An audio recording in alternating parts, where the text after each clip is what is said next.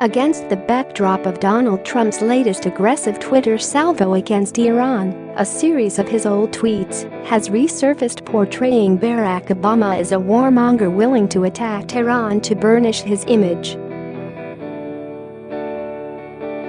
The president blared an all-caps threat at his Iranian counterpart Hassan Rouhani on Sunday night, warning, "Never, ever threaten the United States again, or you will suffer consequences the likes of which few throughout history have ever suffered before." "We are no longer a country that will stand for your demented words of violence and death.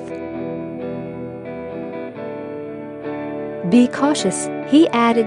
Nearly 7 years ago, however, it was citizen Trump accusing President Obama of plotting a drastic Middle East intervention. In order to get re-elected, Barack Obama will start a war with Iran, he predicted in November 2011, when Obama's approval ratings were hovering around 42%, lower than his own today. A week earlier, Obama had leveled a round of ultimately fruitless sanctions on Tehran, including actions coordinated with allies to punish its central bank and commercial banks in Iran, and unilateral sanctions on the nation's nuclear and petrochemical industry sectors. Negotiations with Iran, hampered by the sluggishness of a bickering international coalition arrayed against it, proceeded by inches through the 2012 election season. By late October, the Obama White House was signaling that one-on-one talks with Iran could be on the horizon and quietly claiming to reporters that Republican rival Mitt Romney wouldn't be as willing to embrace diplomacy. Trump, though, believed Obama would fail in what was seen as a last-ditch effort to prevent full-scale military strikes. "Don't let Obama play the Iran card in order to start a war. In order to get elected, be careful, Republicans," he cautioned just 2 weeks before Election Day. Share this article.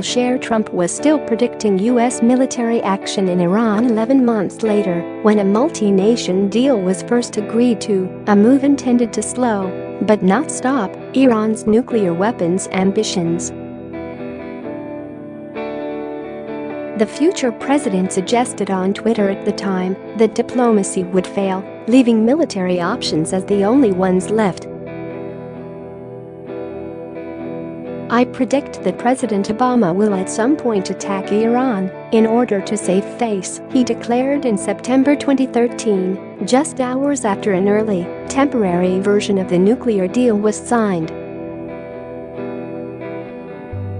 In a separate tweet, he doubled down, Obama will someday attack Iran in order to show how tough he is. 2 months later, the French Foreign Ministry threw a monkey wrench into the diplomatic works, saying it wouldn't be a party to a jeu de dupes, a fool's game, in which Tehran played the rest of the world. Trump again prophesied armed conflict. "Remember that I predicted a long time ago that President Obama will attack Iran because of his inability to negotiate properly, not skilled," he tweeted. Obama never approved overt military action against the Islamist nation, preferring to run out the clock on his administration. 2 weeks after Trump replaced him, Tehran launched a missile in what was seen as a test of the new president's resolve. Suddenly, the war oracle had become commander-in-chief. Iran is playing with fire. They don't appreciate how kind President Obama was to them. "Not me," he threatened. During his campaign, Trump called the Obama-era nuclear agreement the worst deal in history. In May 2018, he withdrew the U.S. from it, arguing that it had held the seeds of its own demise from day one. By then, his complaints about the deal had moved the cause of international security in the wrong direction. Iran's military budget is up more than 40% since the Obama-negotiated nuclear deal was reached, Trump fumed in September 2017. Just another indicator that it was all a big lie.